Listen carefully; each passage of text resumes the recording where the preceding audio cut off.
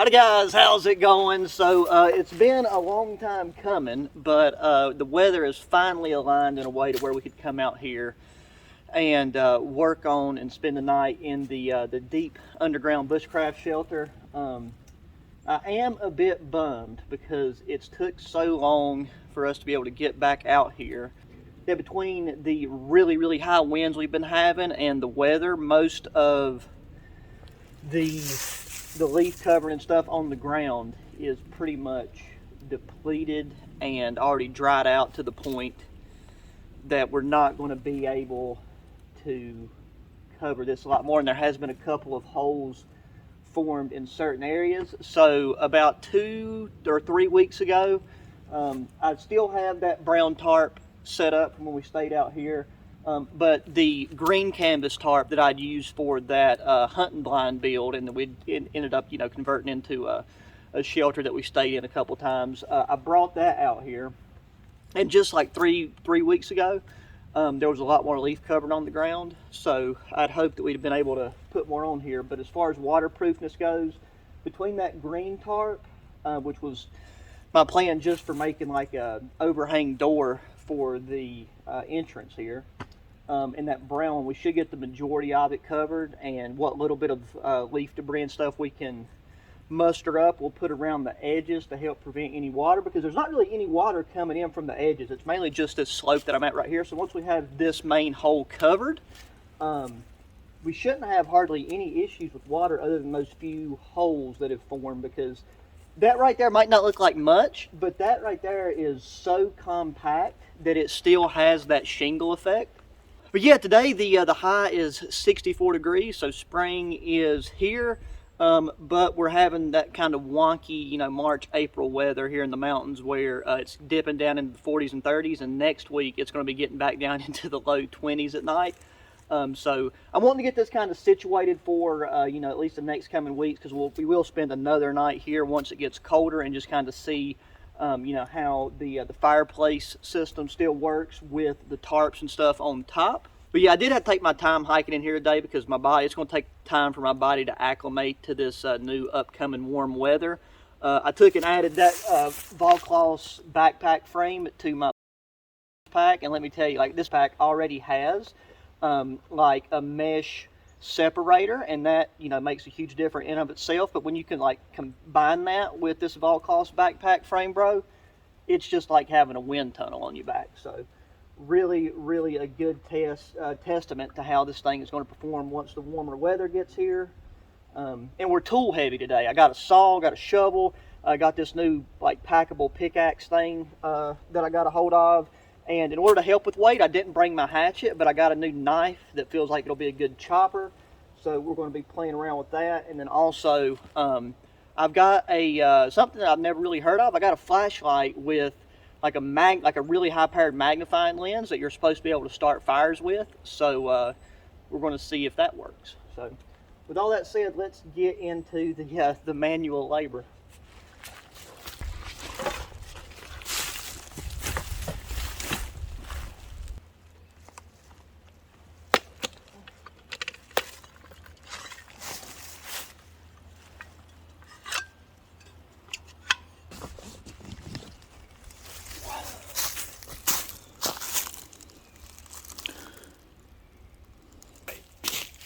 Yeah, one of the first things I want to do is kind of work on this mound right here at the top, just kind of level this off a bit, because I'm going to put like a drainage line right here so any more sediment from this won't kind of try to wash itself down into there. And then as far as our goals for digging out, I'm going to leave the leaf debris that's down there because that's kind of helping dissipate the mud, and then I'm going to go cut some pine limbs. We're not trying to make like a no gap floor today, because based off the time that we have left before it gets dark, that's just not really realistic. We mainly just need to make an area where we can put my sleeping pads. Let's just get underway with it.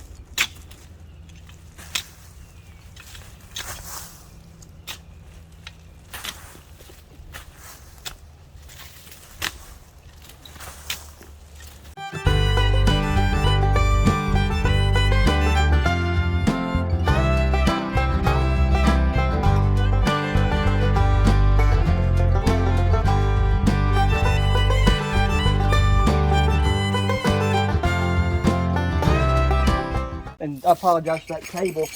The trees have grown around the screws, so I'm gonna have to come up with a bit of something else to staying out of the way. Probably gonna have to take and bring some cable cutters. Well, I had hoped to be able to do my double step staircase like I had before, but where this has been uncovered, it's eroded away. And if I was to do that, I had to dig out even further back towards where you're at right now. I'm just gonna take some of these leaves and stuff that are already here and use it to cover up some of this muddy area, because we're not gonna, it's relatively level down here. Once we put those pine pieces in for the bed, it won't be too shabby. I think if I just make the step kind of right here, which I know you probably can't see best, but that will be plenty fine enough.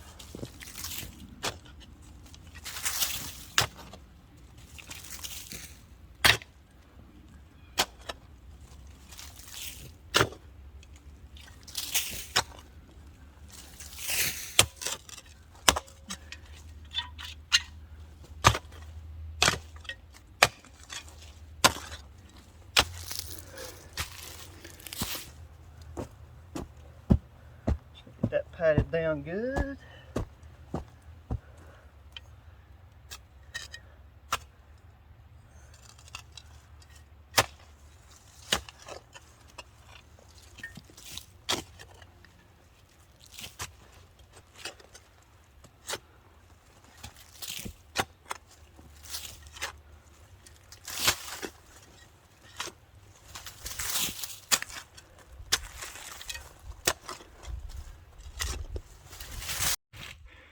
That right there was actually easier than I thought it would be. So all we do, go step one, step two, oh, and then we're on the surface. Nice. Okay, now I'm gonna take this new like pickaxe matic tool thing that I got, which I went with because it's got like a really, it's got almost like a blade right here on the tail end of it. Like, I know it's narrow, but it's lightweight. You can take and pop the top off. It's got a lightweight fiberglass handle. And if you want to take and like wrap this sharp end in like duct tape or something, you could put it in your pack. We're gonna see if we can dig out a trench here, like a drainage trench. Open this upper end, and then we'll connect it over here on this lower end and have it run down the hill that way.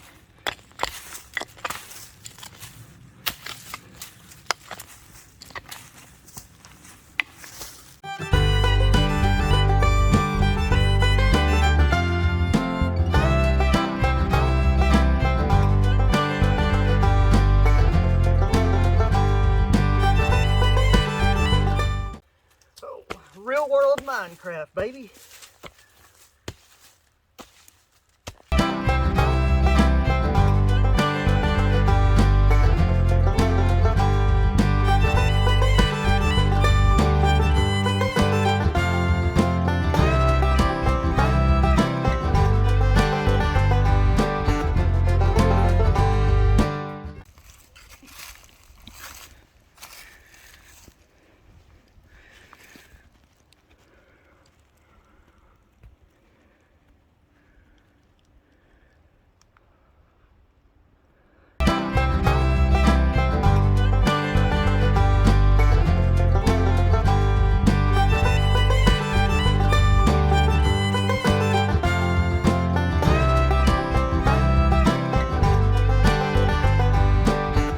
So, for the sake of time, energy, effort, and reward, instead of going and cutting and dragging, you know, thicker, larger, longer trees down here, I went and spent a bit more time but less energy collecting a bunch of small to medium sized twigs and branches, because the ground here where some of the mud and stuff from different areas has come in, it was uneven, and where the walls are slightly sloped, and it's still kind of wet around those areas. I don't have enough time to fully round this out and get all this mud out. And then I've already dug those trenches and stuff for drainage, so I don't want to fill those back up.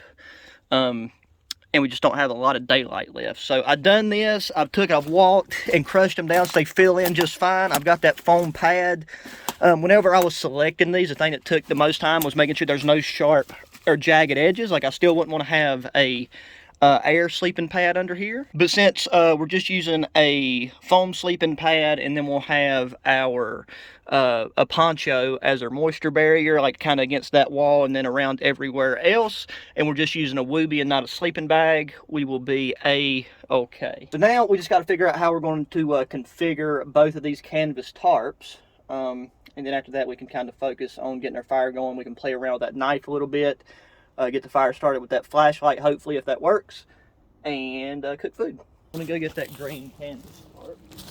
I've had it stored underneath this brown one to keep it mostly dry. It's a lot easier to bring it out here on its own that one day instead of having to try to pack it in. I think this one is 8 by 10. Looks like we're not gonna be able to cover this whole hole, I don't think.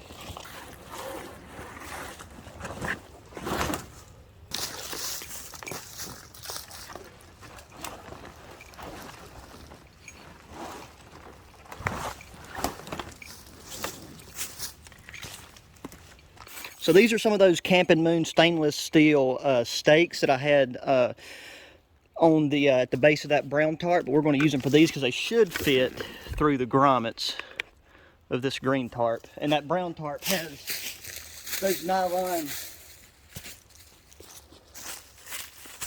points. Yes, that fits perfect.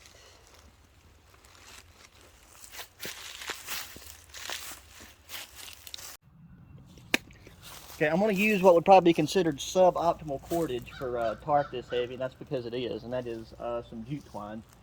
Because that is what I have with me. I forgot to bring any paracord or anything of that nature. This is a good strength test for the remaining roof structure. Main just to not fall through any few gaps there for them, because I'm going to tie this to that tree, and then there's a pine tree right there that this cable is connected to that should be perfect for that corner.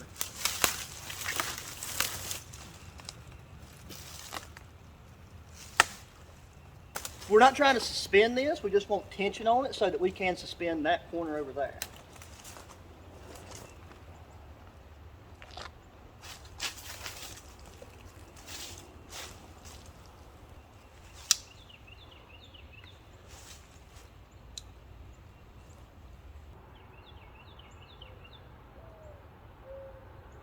Yes, I'm bringing this right to the edge of this ditch. We could have went further up with that stake. We could still probably pull it out, but I'm going to stake this down here so we know that it's right at the ditch for it to drain off. And then once we lift this for it to go to that tree, I think we should pretty much align right with where this is at. Okay, yeah, I'm really worried this jute twine isn't going to be able to suspend this that high without breaking. So we'll, like, before it rains, and probably next time it rains, we will come out here and make sure this bad boy's waterproof. Because the way this is just going to end up making kind of like a water collection thing right there, and that's where the entrance is. I had an idea of how we can temporarily help that open and cover situation. So took the saw, found this American beech tree that's in the way. These are really annoying because they have limbs that seem to always find their way to poke you in the eye or in the ear. So I didn't bring my hatchet, but I got a new knife that we're going to be trying past anything. This is a D2 steel knife by Lothar. It's got G10 handles, coated blade. It's got a really good weight to it, nice and thick. 90-degree spine. The sheath has a ferro rod holder on it. And like I said, tonight we're going to try using that flashlight to light the fire. But if that don't work, then we'll try the ferro rod on this. Oh God, well, this thing's definitely sharp. I about chopped like a quarter of the way through the tree right there. I mean, these American beeches, when they're green, they're by no means that hard. And these lower limbs are dead, so they'll come off easy. Because, I mean, I was just barely tapping it right there. I don't know. I got to take and kind of get an idea of the height, because we're only really going to be able, I think we're going to have to just kind of split it right here anyways. And I know I'm just chopping flat right there just to try to see if it does anything to the blade chip wise. Okay, we're good there.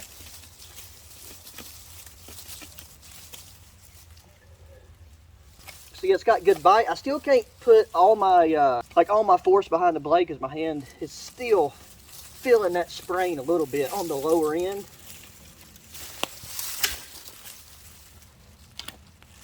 This thing is definitely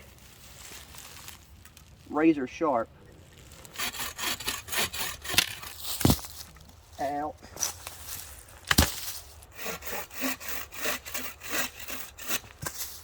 So now let's take and get this bad boy round or sharpened down to a point, because we're going to stick this in the ground. This right here is solid enough. This will make things quicker.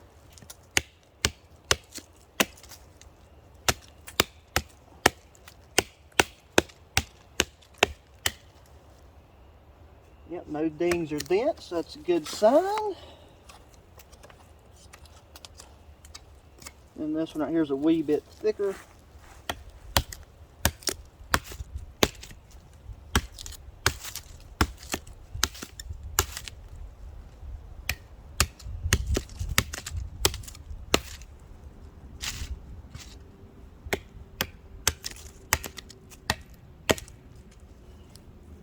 Alrighty, when we sawed that off on both ends, it'll be easy to hammer in with the shovel. Yep, okay, so no clue if this will work, but the idea is to drive these sideways and put the tarp over top of it. I just gotta figure out where exactly I can put them. I think right about there. Yeah.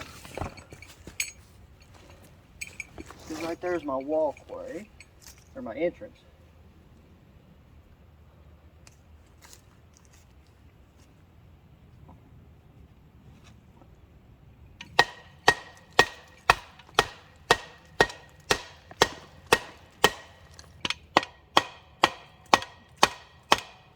Yeah, I'd planned on them being together, but if they can hold the force of the pull down of the tarp over to that, then this will still work. As can it.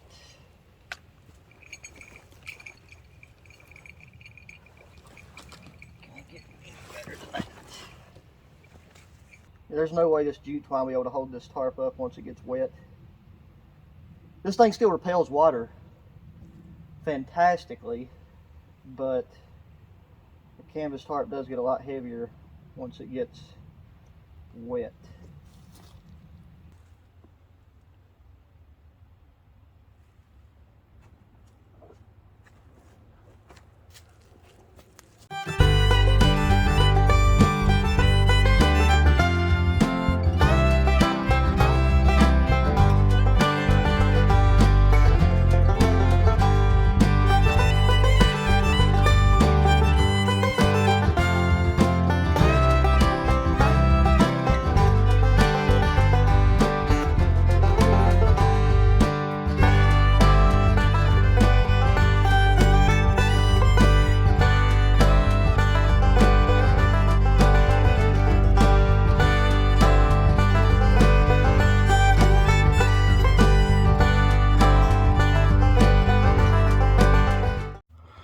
Okay, while we can, let's go ahead and get the bedding and stuff situated, because I'm going to take and get in there, and I'll bring y'all in there with me in a second. It'd just be kind of hard to move around and do everything with the tripod in there. We're going to have a nice cup of coffee. There's our sleeping pad, and there is our poncho. Okay, so in order to get in here, you kind of got to scoot in on your butt, then put your feet in. You're good to go.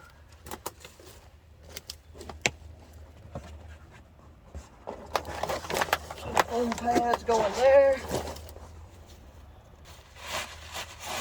This seems like it's made with a pretty tough ripstop, so I'm not worried about it really getting any holes in it. And we're off the mud with this twig set up. This direction.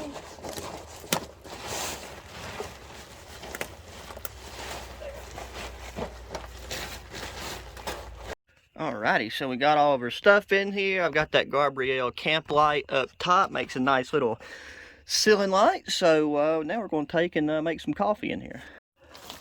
Okay, so I think I've got a decently little cleared out spot for the alcohol stove to go.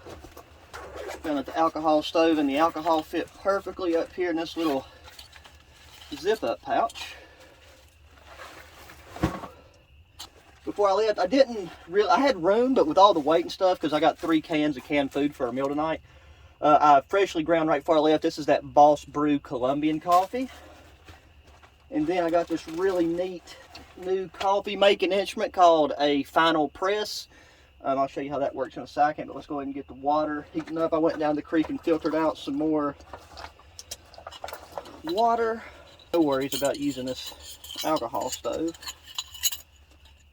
Living high and mighty. Okay. I know we found that it's kind of easier to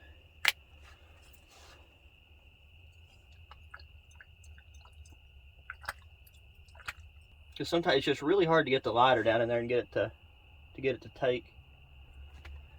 The one that's got the bottom on it. And it'll take a second for the jets to get where it's supposed to be or needs to be.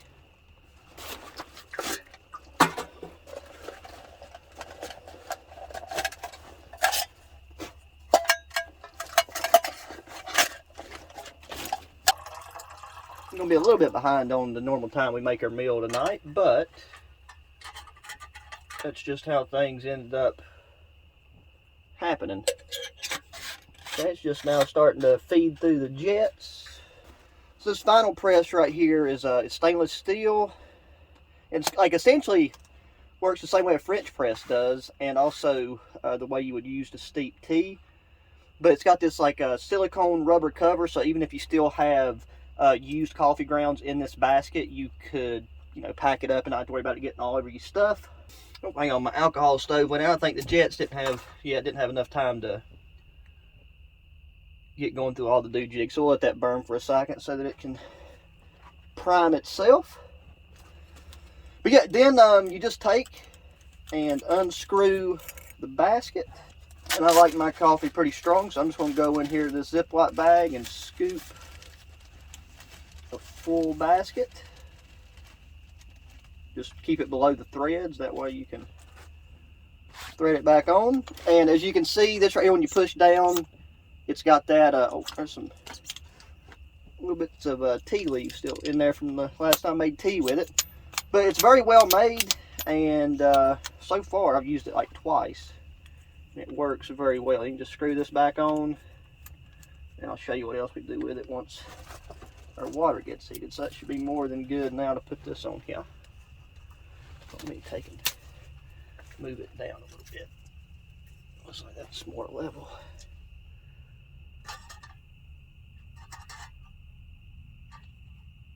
Yeah, it looks better. But yeah, we do got to build a fire for our meal, because it's going to be like a meal for probably 2 people's worth, because I mean, that's just the way it works out. It's something I've never tried before. It's something I've never necessarily heard of before, but it's nothing too complex or spectacular, but it sounds good. I already got some little bubbles forming on the bottom. That right there is plenty hot enough, my friends. It is right at boiling. So we'll set that right there. We'll just let that burn off. And now what you do with this, since this is finely ground coffee and we got a full basket, we're going to start by letting it steep. And what I like to do to speed things up a little bit, because we want the water, the heated water, to get all the way through the basket, go through all the coffee grounds. So I like to start by just stirring it, and that just helps the water pass through that mesh that much quicker. And then just let it steep and soak the grounds. And then the amount, like the length of time you do this will depend on how strong you want your coffee. And I would like mine on the stout side. So I'm gonna let that sit there for a second.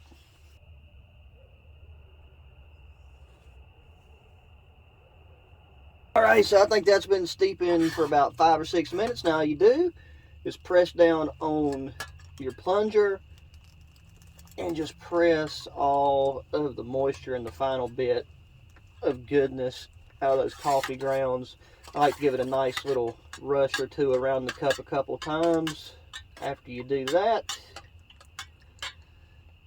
And there you go. You got yourself a nice, dark, good-looking cup of coffee. And for right now, I'm going to do what I said before. I'm just going to take and slide this inside of its little silicone sleeve. So, I mean, I've already tried this Boss Brew Colombian, a couple times. And that right there is a perfect color, too. So I know it's good. I am going to take and sit here and enjoy this in here, wait for that to burn down. And after I drink this, we're going to head outside. And you know what, I might as well, while we're in here, and show you is that flashlight I was telling you about. As you can see, I got the lens screwed onto it right now. But this is a flashlight by a company called Skyfire, or the flashlight itself might be named Skyfire. But it's really bright, and we'll look at the brightness later outside. But first things first, we're going to get this out there and see if we can start a fire with it after we have our coffee. Hopefully it hasn't got sucked up too much of that moisture. But here's an old can that we can set this on to keep the ground from sucking up into it. But yeah, this is some jute twine. Some of it's been processed pretty heavily, some of it's not.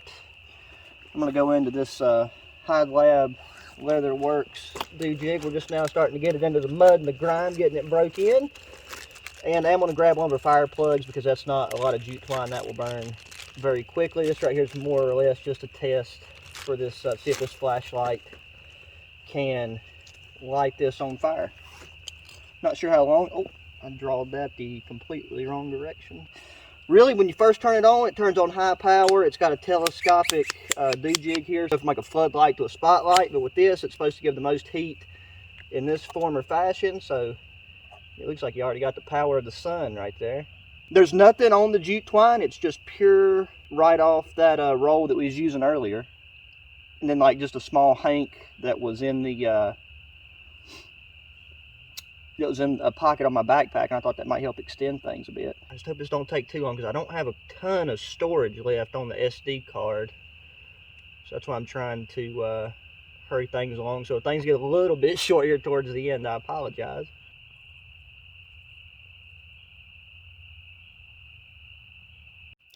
Okay, so the flashlight did start to like sear and burn the jute twine, and I think this will work. I don't have that much time left, or like, you know, recording space left on my SD card. We're gonna go ahead and just try out the ferro rod on this Lothar knife. More of the coating off before we can get a really good spark off of it. Moisture. Well, I don't know why that jute twine is not wanting to cooperate. Oh, just thinking that right there is a little piece. The plug's lit. Get the other one going over here. I gotta say, I really do dig this Lothar knife. The ferro rod works just fine. Go ahead and get our kindling on here. And then we'll get that going.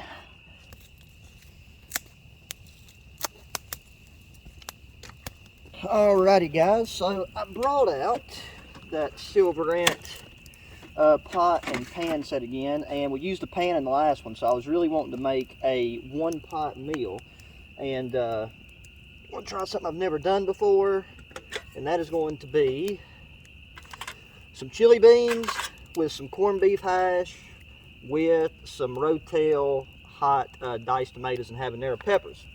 So that's what we are going to attempt to do. I'm just letting that burn down a little bit more, but we can go ahead and get these. I'd take, and 2 of these cans, I think, just 2, or but yeah, well, 2 of these cans I've got to open with my multi-tool can opener. We'll go ahead, and I'm going to take and put a little oil in the bottom where this is titanium. I don't know, I've actually never eaten corned beef hash before. That might sound crazy to some people, and some of you may have never heard of it yourselves, but I think it's just beef and essentially like potatoes or hash browns or something. I think that'll just help keep things from sticking. Can't hurt.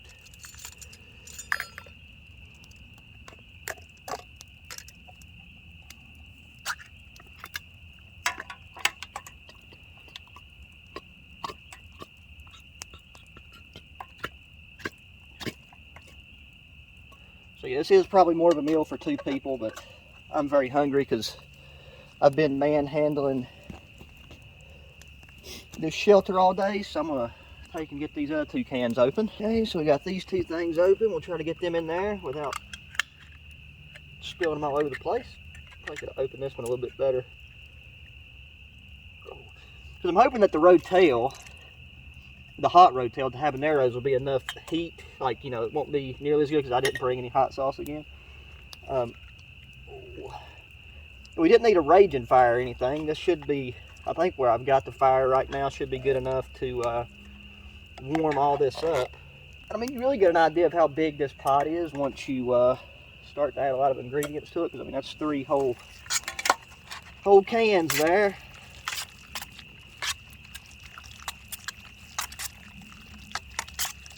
I would put the lid on it, but I think we're about to keep this stirring because we're just heating it. Hoping I can use these 2 sticks right here that are already kind of in place to rest this on, so we ain't got to mess with trying to finagle something else. This pot should be wide enough, and that looks pretty level, just leaning towards us a hair. Get this stuff underneath there. Get our handles up, and then we'll put our pan back in the bag.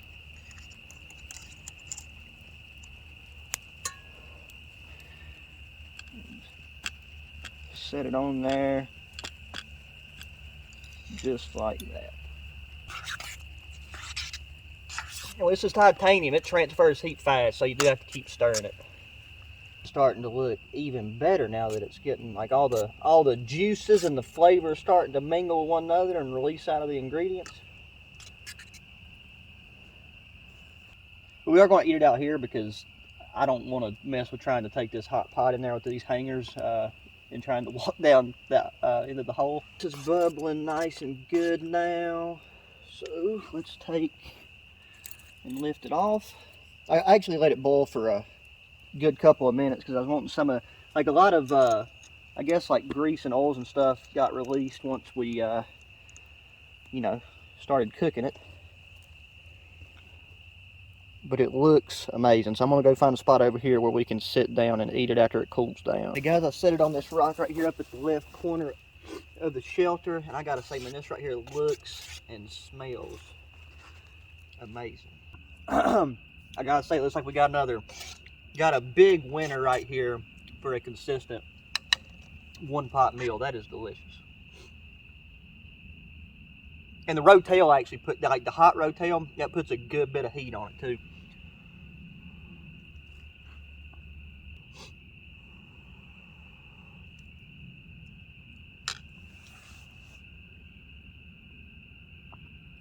Okay guys, I'm just going to take and sit here and keep chowing down on this and make sure the fire goes out, get my things together, and I guess I'll get back with y'all right when it's time to hit the hay.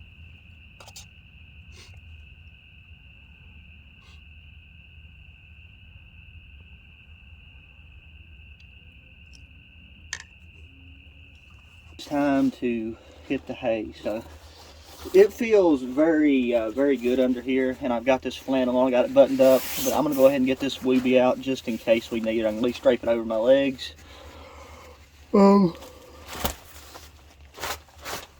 Dust that off.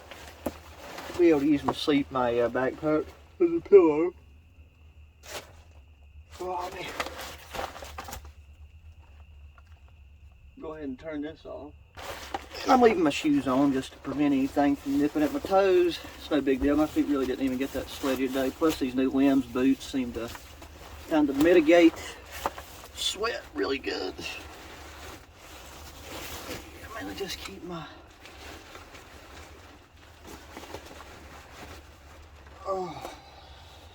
the back decompression's where it's at.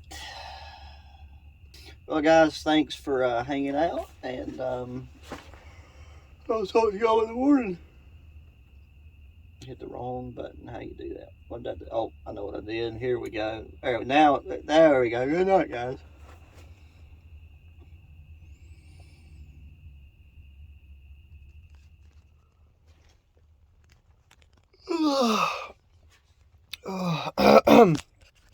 Good morning, guys. How's it going? Last night was not too shabby to be sleeping in a hole. The whole like twig and limb thing underneath the sleeping pad was ended up being very comfortable. The the temperature under here stayed pretty much completely consistent the whole night. Like I got this, you know, I had the Wooby. I mainly just kept it like off my upper body and draped over my legs. But yeah, I mean, you can still see, like, you know, we got a couple of little holes in areas where we got the morning light coming through. Oh, but yeah, that was a success. Like, I really want to take and do some more stuff with this hole here before it gets too hot. Like I said, we do have a little bit of cold weather coming in, but I got a couple other projects that I need to do and get done before all the creepy crawlies start coming out 24/7. So this was just another good run. Kind of would have liked to have got more done, but you know, just time restrictions and such. So I'm going to take and get everything dusted off and brushed off and then packed up and head out of here. So that's going to do it for this one, guys. So as always, thanks for watching. Please hit that thumbs up button. Subscribe if you haven't already. Share the channel with your friends, family, anybody that enjoys outdoor activities. The gear list for most of the stuff that I used here will be in the description box down below. And, you know, feel free to hit me up in that comment section with thoughts, opinions, suggestions, concerns, all that good old stuff. And until the next one, guys, adios.